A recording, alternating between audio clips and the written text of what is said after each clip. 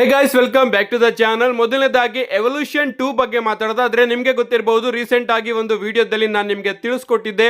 July 12ನೇ ತಾರೀಕು evolution 2 ನ ಮಾಡೋಣ ಅಂತ WWE ಅವರು ಪ್ಲಾನ್ ಮಾಡ್ಕೋತಾ ಇದ್ದಾರೆ ಅಂತ. ಬಟ್ ಡೇಟ್ ನ ನಾವು ಸರಿಯಾಗಿ ಗಮನಿಸೋದಾದ್ರೆ ಜುಲೈ 11ನೇ ತಾರೀಕು WWE Saturday night main event ಮತ್ತೊಮ್ಮೆ ಶೆಡ್ಯೂಲ್ ಆಗಿದೆ. ಅಷ್ಟೇ ಅಲ್ಲ ಗೈಸ್, ಜುಲೈ 12ನೇ ತಾರೀಕಿಗೆ AEW ನ all in premium live event ಕೂಡ ನೋಡೋದಕ್ಕೆ ಸಿಗ್ತಾ ಇದೆ. ಸೊ WWE ಗೆ ಕಾಂಪಿಟೇಷನ್ ಕೂಡ ಇದೆ. ಅದೇ ಅದರ ಹಿಂದೆ ಸಾಟರ್ಡೆ ನೈಟ್ ಮೈನ್ ಇವೆಂಟ್ ಕೂಡ ನೋಡೋದಕ್ಕೆ ಸಿಗ್ತಾ ಇದೆ. So Saturday night main event ನಮಗೆ ಸಾಟರ್ಡೆ ನೋಡೋದಕ್ಕೆ ಸಿಕ್ಕರೆ Sunday evolution premium live event ನೋಡೋದಕ್ಕೆ ಸಿಗುತ್ತೆ. ಇನ್ನ ಒಂದು ಅಪ್ಡೇಟ್ ಏನಪ್ಪಾ ಅಂದ್ರೆ ಎವಲ್ಯೂಷನ್ ಪ್ರೀಮಿಯಂ ಲೈವ್ ಇವೆಂಟ್ ಬಗ್ಗೆ WWE ಅವರು ಇನ್ನೂ ಕೂಡ ಫೀಮೇಲ್ ಸೂಪರ್ ಸ್ಟಾರ್ಸ್ ಗಳ ಜೊತೆ ಡಿಸ್ಕಷನ್ ನ ಜಾಸ್ತಿ ಮಾಡಿಲ್ವಂತೆ.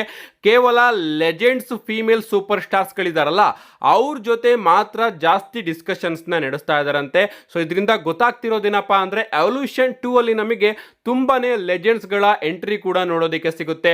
ಟ್ರಿಶ್ ಸ್ಟ್ಯಾಟಿಸ್ ಆಗಿರಬಹುದು, ಲೀಟಾ ಆಗಿರಬಹುದು, ನಿಕ್ಕಿ ಬೆಲ್ಲಾ ಆಗಿ ಬ್ರಿ ಬೆಲ್ಲಾ ಆಗಿರಬಹುದು, ಈ ಸೂಪರ್ ಸ್ಟಾರ್ಸ್ ಗಳ ರಿಟರ್ನ್ ಕೂಡ ನೋಡೋದಕ್ಕೆ ಸಿಗುತ್ತೆ. ಅಂಡ್ ಮೈನ್ ಇವೆಂಟ್ ಅಲ್ಲಿ ಯಾರಾದ್ರೂ ಒಬ್ರು ಲೆಜೆಂಡ್ ಇದ್ದೇ ಇರ್ತಾರೆ ಅಂತ ಅನ್ಕೋತೀನಿ. ನೋಡೋಣ ಗೈಸ್, ಜುಲೈ 12ನೇ ತಾರೀಕು ಎವಲ್ಯೂಷನ್ ಪ್ರೀಮಿಯಂ ಲೈವ್ ಇವೆಂಟ್ ನ WWE ಅವರು ಯಾವ ರೀತಿ ಪ್ಲಾನ್ ಮಾಡ್ತಾರೆ ಅಂತ.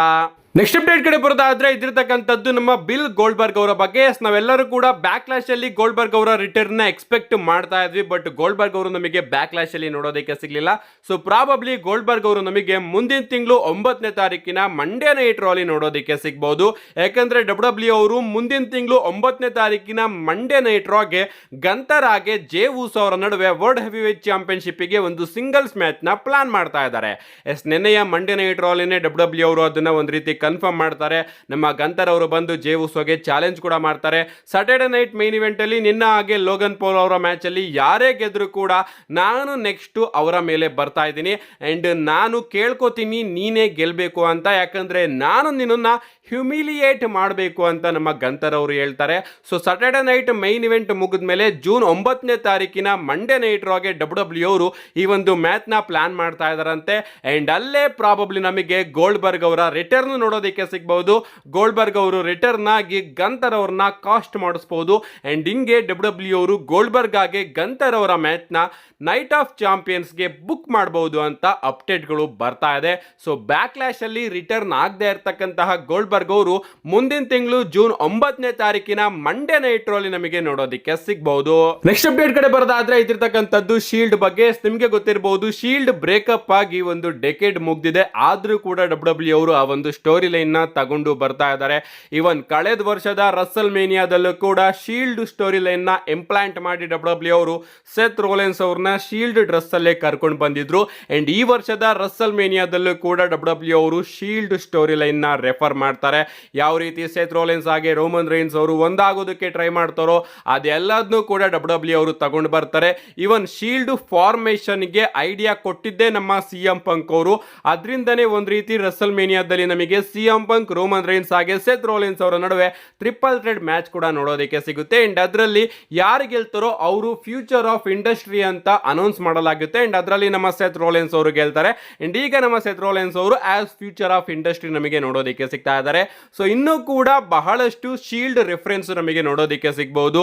ಸೆತ್ ರೋಲೆನ್ಸ್, ರೋಮನ್ ರೈನ್ಸ್ ಹಾಗೆ CM ಪಂಕ್ ಅವರು ಇನ್ನೂ ಕೂಡ ಬಹಳಷ್ಟು ಶೀಲ್ಡ್ ರೆಫರೆನ್ಸ್ ನ ತಗೊಂಡು ಬಂದು ಆ ಒಂದು ಶೀಲ್ಡ್ ಬ್ರೇಕಪ್ ಟೈಮ್ ಅಲ್ಲಿ ಏನೇನಾಗಿತ್ತು ಆ ಇನ್ಸಿಡೆಂಟ್ ಮೇಲೇನೆ WWE ಅವರು ಇವರ ಸ್ಟೋರಿನ ಮುಂದುವರಿಸೋದು ನಮಗೆ ನೋಡೋದಕ್ಕೆ ಸಿಗಬಹುದು.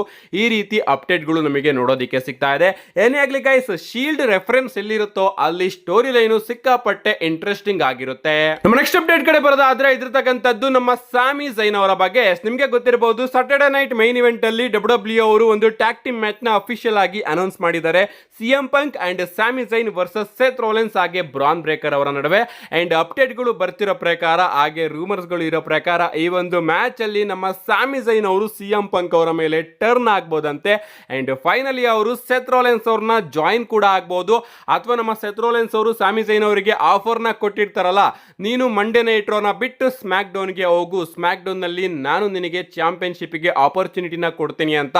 ಆ ಒಂದು ಆಫರ್ನ ಈಗ ಫೈನಲಿ ನಮ್ಮ ಸ್ಯಾಮಿ ಝೈನ್ ಅವರು ಅಕ್ಸೆಪ್ಟ್ ಮಾಡಿಕೊಂಡು CM ಪಂಕ್ ಅವರಿಗೆ ಮೋಸ ಮಾಡಿ ಸೆತ್ ರೋಲೆನ್ಸ್ ಅವರ ಜೊತೆ ಜಾಯ್ನ್ ಆಗ್ಬೋದು ಅಥವಾ ಒಂದು ಆಫರ್ನ ಅಕ್ಸೆಪ್ಟ್ ಮಾಡಿಕೊಂಡು ಸ್ಯಾಮಿ ಝೈನ್ ಅವರು ಸ್ಮ್ಯಾಕ್ ಡೌನ್ಗೆ ಹೋಗ್ಬೋದು ಅಂತ ರೂಮರ್ಸ್ಗಳು ಬರ್ತಾ ಇದೆ. ಅಷ್ಟೇ ಅಲ್ಲ ಗೈಸ್, ಮಂಡೇ ನೈಟ್ ರಲ್ಲೂ ಕೂಡ ನಮಗೊಂದು ಶೀಲ್ಡ್ ರೆಫರೆನ್ಸ್ ನೋಡೋದಕ್ಕೆ ಸಿಗುತ್ತೆ. ಯಾವ ರೀತಿ ಶೀಲ್ಡ್ ಬ್ರೇಕಪ್ ಟೈಮ್ ಅಲ್ಲಿ ಸೆತ್ ರೋಲೆನ್ಸ್, ರೋಮನ್ ರೈನ್ಸ್ ಹಾಗೆ ಡೀನ್ ಎಂಬ್ರೋಸ್ ಅವರು ರಿಂಗ್ ಮೇಲ್ಗಡೆ ನಿಂತಿರ್ತಾರೋ ಅದೇ ರೀತಿ ಕಳೆದ Monday night Raw opening segment ನ ಎಂಡಿಂಗ್ ಮೂಮೆಂಟ್ ಅಲ್ಲಿ ನಮ್ಮ ಸ್ಯಾಮಿ ಝೈನ್, CM ಪಂಕ್ ಹಾಗೆ ಜೇ ಊಸೋ ಅವರು ನಿಂತಿರ್ತಾರೆ. ಸೊ ಇಲ್ಲಿ WWE ಅವರು ಕ್ಲಿಯರ್ ಆಗಿ ಶೀಲ್ಡ್ ನ ರೆಫರ್ ಮಾಡ್ತಾ ಇದೆ. ಅಂಡ್ ಸೆತ್ ರೋಲೆನ್ಸ್ ಅವರು ನಿಂತಿರ್ತಕ್ಕಂತಹ ಪೊಸಿಷನ್ ಅಲ್ಲೇ ನಮ್ಮ ಸ್ಯಾಮಿ ಝೈನ್ ಅವರು ಇರೋದ್ರಿಂದ ಇದರಿಂದನೂ ಕೂಡ ರೂಮರ್ಸ್ ಗಳು ಬರ್ತಾ ಇದೆ. ಫೈನಲಿ ನೈಟ್ ಆಫ್ ಚಾಂಪಿಯನ್ಸ್ ಅಲ್ಲಿ ನಮ್ಮ ಸ್ಯಾಮಿ ಝೈನ್ ಅವರು CM ಪಂಕ್ ಅವರಿಗೆ ಅಟ್ಯಾಕ್ ಮಾಡಬಹುದು, ಅಂದ್ರೆ CM ಪಂಕ್ ಅವ್ರನ್ನ ಬಿಟ್ರೇಲ್ ಮಾಡಬಹುದು. ಅಂಡ್ ಹಿಂಗೆ ಈ ಒಂದು ಮ್ಯಾಚ್ ಅಲ್ಲಿ ನಮ್ಮ CM ಪಂಕ್ ಅವರು ಒಂಟಿಯಾಗಿ ಉಳ್ಕೋಬಹುದು ಅಂತ. ಅಂಡ್ ಇಷ್ಟೇ ಅಲ್ಲ guys, Monday night Raw backstage ಅಲ್ಲಿ ನಾವು ಒಂದು ಸೆಗ್ಮೆಂಟ್ ನು ಕೂಡ ಗಮನಿಸ್ತೀವಿ. ನಮ್ಮ ಸ್ಯಾಮಿ ಝೈನ್ ಹಾಗೆ CM ಪಂಕ್ ಅವರ ನಡುವೆ ನಮ್ಮ CM ಪಂಕ್ ಅವರು ಹೇಳ್ತಾರೆ, ಸದ್ಯಕ್ಕೆ ನಾನು ಯಾರನ್ನು ಕೂಡ ನಂಬುವಂತಹ ಸ್ಥಿತಿಲಿ ಇಲ್ಲ ಅಂತ. ಆಗ ನಮ್ಮ ಸ್ಯಾಮಿ ಝೈನ್ ಅವರು ದೊಡ್ಡದಾಗಿ ಎಕ್ಸ್ಪ್ಲೈನ್ ಕೂಡ ಮಾಡ್ತಾರೆ, ಏನಾಗಲ್ಲ, ನಾನು ಕೂಡ ನಿನ್ನನ್ನು ನಂಬಿದ್ದೆ, ಅದೇ ರೀತಿ ನೀನು ನನ್ನನ್ನು ನಂಬು ಅಂತ. ಎಲ್ಲೋ ಈ ಒಂದು ಬಿಟ್ರೇಲ್ ಆಂಗಲ್ ನು ಕೂಡ WWE ಅವರು ಟೀಸ್ ಮಾಡ್ತಾ ಇದ್ದಾರೆ ಅಂತಾನೆ ಹೇಳ್ಬಹುದು. ಅಂಡ್ ಇದರಿಂದನೇ ಗಾಯ್ಸ್ ರೋಮನ್ ರೈನ್ಸ್ ಅವರ ರಿಟರ್ನ್ ಕೂಡ ಪ್ಲಾನ್ ಆಗಿದೆ. ಅಂಡ್ ನಮ್ಮ ನೆಕ್ಸ್ಟ್ ಅಂಡ್ ಫೈನಲ್ ಅಪ್ಡೇಟ್ ಕಡೆ ಬರೋದಾದ್ರೆ ಇದಿರ್ತಕ್ಕಂಥದ್ದು ಟ್ರೈಬಲ್ ಚೀಫ್ ರೋಮನ್ ರೈನ್ಸ್ ಅವರ ರಿಟರ್ನ್ ಬಗ್ಗೆ.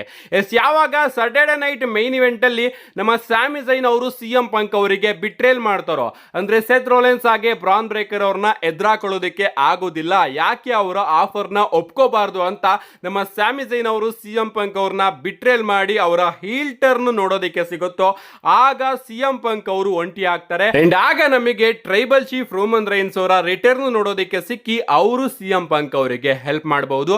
ಅಂದ್ರೆ ಸಾಟರ್ಡೆ ನೈಟ್ ಮೈನ್ ಇವೆಂಟ್ ಅಲ್ಲೇ ರಿಟರ್ನ್ ಆಗ್ತಾರೆ ಅಂತ ನಾನು ಹೇಳ್ತಾ ಇಲ್ಲ. ಸೊ CM ಪಂಕ್ ಅವರು ಒಂಟಿಯಾಗಿ ಇಲ್ಲಿ 2-on-1 ಸಿಚುಯೇಷನ್ ನಮಗೆ ಯಾವಾಗ ನೋಡೋದಕ್ಕೆ ಸಿಗುತ್ತೋ ಆ ಒಂದು ಟೈಮ್ ಅಲ್ಲಿ ರೋಮನ್ ರೈನ್ಸ್ ಅವರ ರಿಟರ್ನ್ ನೋಡೋದಕ್ಕೆ ಸಿಗಬಹುದು. ಒಂದು ಎಕ್ಸ್ಪೆಕ್ಟೆಡ್ ಡೇಟ್ ಏನಪ್ಪಾ ಅಂದ್ರೆ ಜೂನ್ 9ನೇ ತಾರೀಕು. ಜೂನ್ 9ನೇ ತಾರೀಕಿನ ಮಂಡೇ ನೈಟ್ ರೋನ WWE ಅವರು ತುಂಬಾ ದೊಡ್ಡದಾಗಿ ಬುಕ್ ಮಾಡ್ತಾ ಇದ್ದಾರೆ. ಜಾನ್ಸಿನ್ ಅವರು ಈಗಾಗಲೇ ಅಡ್ವರ್ಟೈಸ್ ಆಗಿದ್ದಾರೆ. ಗೋಲ್ಡ್ಬರ್ಗ್ ಅವರ ರಿಟರ್ನ್ ಕೂಡ WWE ಅವರು ಪ್ಲಾನ್ ಮಾಡ್ತಾ ಇದೆ. ಅಂಡ್ ಅಲ್ಲಿಗೇನೆ ಪ್ರಾಬಬ್ಲಿ ರೋಮನ್ ರೈನ್ಸ್ ಅವರ ರಿಟರ್ನ್ ಕೂಡ WWE ಅವರು ಪ್ಲಾನ್ ಮಾಡಬಹುದು.